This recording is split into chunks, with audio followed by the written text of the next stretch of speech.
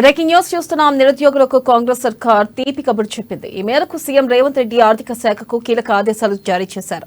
ఇప్పటికే టీఎస్పీఎస్సీ ప్రక్షాళన చేసిన రేవంత్ రెడ్డి సర్కార్ ఉద్యోగాల ఖాళీలు వెంటనే రెడీ చేయాలని ఆర్థిక శాఖను ఆదేశించారు. ఇక ఆర్థిక శాఖ ఖాళీలపై అప్రూవల్ ఇస్తే టీఎస్పీఎస్సీ జాబ్ నోటిఫికేషన్ల ప్రక్రియ ఫిబ్రవరి నుంచే ప్రారంభం కానుంది.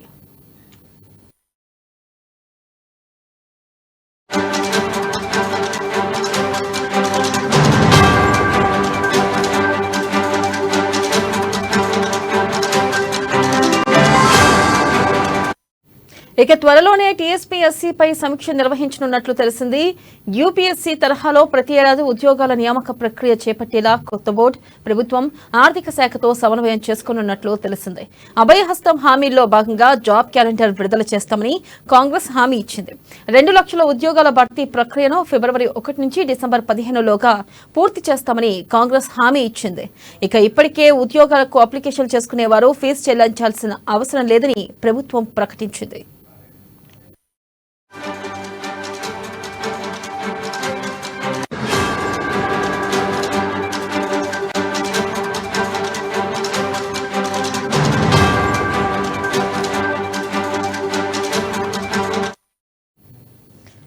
బ్రేకింగ్ న్యూస్ చూస్తున్నాం. నిరుద్యోగులకు కాంగ్రెస్ సర్కార్ గుడ్ న్యూస్ తీపి కబురు చెప్పింది. ఈ మేరకు సీఎం రేవంత్ రెడ్డి ఆర్థిక శాఖకు కీలక ఆదేశాలు జారీ చేశారు. దీనిపై మరింత సమాచారాన్ని మా ప్రతినిధి రాంబాబు అందిస్తారు. రాంబాబు, చెప్పండి, ఎప్పటి నుంచో నిరుద్యోగులు ఆశగా ఎదురు చూస్తున్న ఉద్యోగాల నోటిఫికేషన్ ఎట్టకేలకు రిలీజ్ చేస్తామని ఇటు ప్రభుత్వం చెప్పింది. ఈ మేరకు అక్కడ నిరుద్యోగుల్లో గానీ అలాగే ప్రభుత్వం ఎప్పటి నుంచి నోటిఫికేషన్ అమలు చేయనుంది? అప్డేట్స్ ఏంటి రాంబాబు? వెన్నెల నిరుద్యోగులకైతే కాంగ్రెస్ సర్కార్ అయితే ఒక తీపి కబురు చెప్పింది అనుకోవాలి. ఎందుకంటే ఫిబ్రవరి 1 నుండి ఆ ఉద్యోగాలకు సంబంధించినటువంటి ప్రక్రియ మొదలు పెట్టాలని చెప్పేసి ఇటు ఆర్థిక శాఖకు అదేవిధంగా టీఎస్పీఎస్సీకి కూడా ముఖ్యమంత్రి రేవంత్ రెడ్డి ఆదేశాలు జారీ చేయడం జరిగింది. దీంతో ఇటు ఫిబ్రవరి 1 నుండి డిసెంబర్ వరకు మొత్తం కూడా 2 లక్షల ఉద్యోగాలను భర్తీ చేయాలని చెప్పేసి కాంగ్రెస్ పార్టీ ప్రభుత్వం భావిస్తూ ఉన్నది. అందులో భాగంగానే టీఎస్పీఎస్సీ ప్రక్షాళన చేపట్టినటువంటి రేవంత్ సర్కార్ ఆ టీఎస్పీఎస్సీ చైర్మన్ అదేవిధంగా బోర్డు సభ్యులకు సంబంధించినటువంటి నియామకం కూడా చేపట్టారు. దాంతోపాటుగా గవర్నర్ కూడా ఆమోదం తెలపడంతో పాటుగా బాధ్యతలను కూడా టీఎస్పీఎస్సీ బోర్డు చైర్మన్ అదేవిధంగా సభ్యులు కూడా బాధ్యతలు కూడా తీసుకోవడం జరిగింది. దీంతో ఇప్పటికే ఇటు యూపీఎస్సీ తరహాలో ఈ యొక్క ఉద్యోగాలను భర్తీని నిర్వహించాలని చెప్పేసి ఇటు టీఎస్పీఎస్సీ భావిస్తూ ఉన్నది. ప్రభుత్వం కూడా ఆ వైపుగా ఇటు ఆర్థిక శాఖకు కీలకమైనటువంటి ఆదేశాలు కూడా జారీ చేయడం జరిగింది. ఇటు మొత్తం కూడా ఎన్ని ఉద్యోగాలు ఖాళీగా ఉన్నాయని చెప్పేసి దీనిపైన అప్రూవల్ కొరకైతే ప్రభుత్వం వేచి చూస్తూ ఉన్నది. ఆర్థిక శాఖ అప్రూవల్ రాగానే వెంటనే జాబ్ క్యాలెండర్ విడుదల చేసి నోటిఫికేషన్లను భర్తీ చేయాలని చెప్పేసి ప్రభుత్వం భావిస్తున్నది. ఇప్పటికే కేరళ కూడా టీఎస్పీఎస్సీకి సంబంధించినటువంటి బృందం కూడా వెళ్ళి అక్కడ నిర్వహణకు సంబంధించినటువంటి విధి విధానాలు కూడా తెలుసుకోవడం జరిగింది. మరొకవైపు ఢిల్లీకి వెళ్ళినటువంటి ఇటీవలి కాలంలో ముఖ్యమంత్రి కూడా ఇటు యూపీఎస్సీ సభ్యులతోటి చైర్మన్తో కూడా కలిసి ఇటు టీఎస్పీఎస్సీకి సంబంధించినటువంటి విధి విధానాలు నిర్వహణకు సంబంధించినటువంటి అంశం పైన కూడా మాట్లాడడం జరిగింది. దీంతో ఇప్పటికే ఇటు ప్రభుత్వం కూడా ఆర్థిక శాఖ కూడా ఖాళీల పైన అప్రూవల్ పంపించాల్సిందిగా కోరడంతో ఆర్థిక శాఖ కూడా దానిపైన దృష్టి సారించింది. మొత్తం ఖాళీలు ఎన్ని అని చెప్పేసి దానిపైన పనిలో ఉన్నది. 2 లక్షల ఖాళీలను ఒకేసారి భర్తీ చేయాలని చెప్పేసి అయితే కాంగ్రెస్ పార్టీ ప్రభుత్వం భావిస్తూ ఉన్నది. ఫిబ్రవరి 1 నుండి డిసెంబర్ లోపు ఈ సంవత్సర కాలంలో మొత్తం కూడా 2 లక్షల ఖాళీలను భర్తీ చేయాలని చెప్పేసి ఇప్పటికే ఎవరైతే గత ప్రభుత్వ హయాంలో నోటిఫికేషన్ల సందర్భంగా అప్లై చేసుకున్నటువంటి అభ్యర్థులందరూ కూడా మరొకసారి కూడా దరఖాస్తు చేసుకోవాల్సినటువంటి అవసరం లేదంటే ఫీజు రుసుము కూడా చెల్లించాల్సినటువంటి అవసరం లేదని చెప్తా ఉన్నది. ఇప్పటికే 15కు పైగా గత ప్రభుత్వంలో ప్రశ్నాపత్రాలు లీకేజ్ అయినటువంటి సందర్భంలో మరొకసారి కూడా అలాంటి ఘటనలు పునరావృతం కాకుండా ఉండేందుకు పకడ్బందీగా ఈ యొక్క పరీక్షలు నిర్వహించాలని చెప్పేసి ఆ ప్రభుత్వం అయితే భావిస్తున్నది. దీంతో ఇటు కాంగ్రెస్ ఎన్నికల మేనిఫెస్టోలో ఇచ్చినటువంటి విధంగా ఈ జాబ్ క్యాలెండర్ ప్రకటించి ఉద్యోగాలను భర్తీ చేయాలని చెప్పేసి భావిస్తున్నది. 2 లక్షల ఉద్యోగాలను భర్తీ చేయడంతో ఇటు ఒక్కసారిగా ఇటు నిరుద్యోగులు గత కొంతకాలంగా ఎప్పుడెప్పుడని ఎదురు చూస్తున్నటువంటి ఉద్యోగాల నియామకాన్ని చేపట్టాలని చెప్పి ఆ ప్రభుత్వం భావిస్తున్న నేపథ్యంలో ఈ యొక్క రేవంత్ సర్కార్ తీసుకున్నటువంటి నిర్ణయం అయితే ఆ ఉద్యోగులకు అదే నిరుద్యోగులకైతే తీపి కబురు చెప్పింది అనుకోవాలి.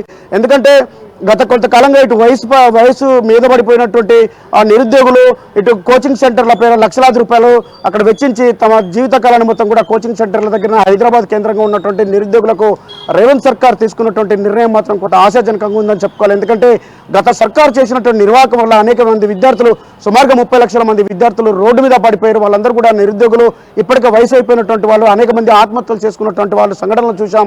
ఈ నేపథ్యంలో మరొకసారి అలాంటి సంఘటనలు జరగకుండా ఉండాలని చెప్పేసి ఇచ్చినటువంటి ఎన్నికల హామీ నిలబెట్టుకునేందుకైతే రేవంత్ సర్కార్ కట్టుబడి ఉందని చెప్పుకోవాలి. అందుకొరకే ఇటు ఆర్థిక శాఖ అధికారులతోటి భేటీ అవ్వడం కాకుండా వాళ్ళకు కీలకమైనటువంటి ఆదేశాలు కూడా జారీ చేస్తూ మొత్తం కూడా ఈ యొక్క జాబ్ క్యాలెండర్ను రూపొందించడం కాకుండా ఈ మొత్తం ఈ 2 లక్షల ఉద్యోగుల భర్తీకి అయితే ఆదేశాలు జారీ చేయడం జరిగింది. వెన్నెల, గతంలో మరి చూసుకున్నట్టయితే ప్రశ్నాపత్రాలు లీకేజ్ అయ్యి గత ప్రభుత్వంలో విద్యార్థులు చాలా ఇబ్బందులు పడ్డారు. ఈ నేపథ్యంలో ఈసారి ప్రశ్నాపత్రాల లీకేజ్ విషయంలోనే కానీ లేకపోతే ఎటువంటి జాగ్రత్తలు తీసుకొని ఉన్నారు?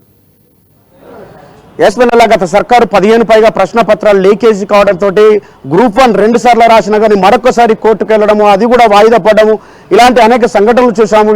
లేకపోతే మిగతా ప్రశ్న పత్రాలు కూడా లీకేజ్, సుమారుగా 15 పైగా ప్రశ్న పత్రాలు లీకేజ్ కావడం, కేవలం టీఎస్పీఎస్సీ బోర్డులో ఉన్నటువంటి మెంబర్లు, వాళ్ళకి సంబంధించినటువంటి అక్కడ ఉద్యోగులు వాళ్ళే ఈ యొక్క ప్రశ్న పత్రాల లీకేజ్కి పాల్పడ్డారని చెప్పేసి వాళ్ళని ఇప్పటికి కూడా విచారణ కొనసాగుతూనే ఉన్నది.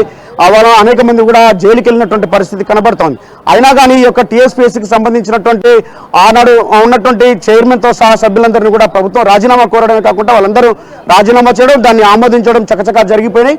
అలాంటి సంఘటనలు మరొకసారి పునరావృతం కాకుండా ఒక పకడ్బందీ పద్ధతిగా పటిష్టంగా నిర్వహించాలని చెప్పేసి రాష్ట్ర ప్రభుత్వం కృతనిశ్చయంతో ఉంది. అందులో భాగంగానే ఇటు కేరళకు వెళ్ళడం కానీ, ఇటు ఢిల్లీకి వెళ్ళి ఇటు యూపీఎస్సీ అక్కడ బోర్డులకు సంబంధించినటువంటి సభ్యులతోటి భేటీ కావడం, అక్కడ ఉన్నటువంటి నిర్వహణ తీరును కూడా తెలుసుకున్నటువంటి టీఎస్పీఎస్సీ అంటే ప్రభుత్వం ఈ యొక్క టీఎస్పీఎస్సీ విడుదల చేయబోయేటువంటి జాబ్ క్యాలెండర్ సంబంధించిన నోటిఫికేషన్లు కూడా పకడ్బందీగా నిర్వహించాలని చెప్పి ఒక కృతనిశ్చయంతో ఉంది. అందులో భాగంగానే రాష్ట్ర ప్రభుత్వం అక్కడ సభ్యులతో కూడా మాట్లాడినటువంటి దశలో వివిధ అంశాలను కూడా సేకరించింది.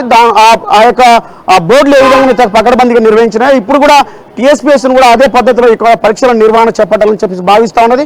ఉద్యోగుల ఖాళీలు ఇప్పటికే గత సర్కారు 5,000 డిఎస్సీ 5,000 మొత్తం డిఎస్సీ నిర్వహించాలని తలపెట్టినా కానీ అది వాయిదా పడడంతో దానికి మరొక 7,000 మంది మొత్తం 12,000 పోస్టులను కూడా డిఎస్సీకి భర్తీ చేయాలని చెప్పేసి భావిస్తూ ఉన్నది. మొత్తంగా 2 లక్షల ఉద్యోగులను అయితే ఎలాంటి అవకతవకలు జరగకుండా, ఇబ్బందులు లేకుండా టీఎస్పీఎస్సీ నుండి నిర్వహించాలని ప్రభుత్వం భావిస్తూ ఉన్నది. Right Rambabu, thank you.